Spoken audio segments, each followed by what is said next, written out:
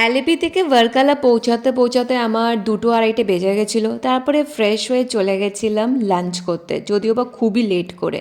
এইটা হচ্ছে C view restaurant, প্রথমবার আমি এখানে এলাম। আর নর্থ ক্লিফের প্রত্যেকটা ক্যাফে বা রেস্টুরেন্ট থেকে ভিউগুলো জাস্ট অসাধারণ লাগে। প্রথমেই অর্ডার করলাম চিকেন ক্রিম স্যুপ, খেতে প্রচণ্ড ভালো, ঘন একটা স্যুপ ব্রেডের সাথে সার্ভ করেছিল, তো ব্রেড আর স্যুপের কম্বিনেশনটা কিন্তু খুবই ভালো লেগেছে খেতে।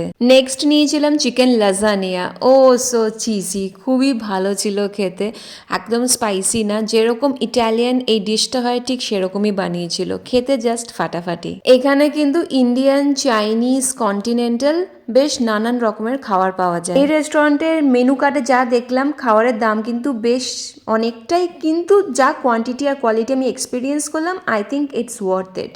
খেতে খেতে অনেকটাই দেরি হয়ে গেল, তো ওখানেই আমি এনজয় করলাম সানসেটটা। আর রাতের বেলা নর্থ ক্লিফটা না দেখতে খুবই সুন্দর লাগে, আলোয় আলো, গান বাজনা। যাই হোক, তো রাত্রিবেলা গেলাম সানরাইজ রেস্টুরেন্টে, গিয়ে অর্ডার করলাম চিকেন টিক্কা, কারণ পেট খুবই ভরা ছিল।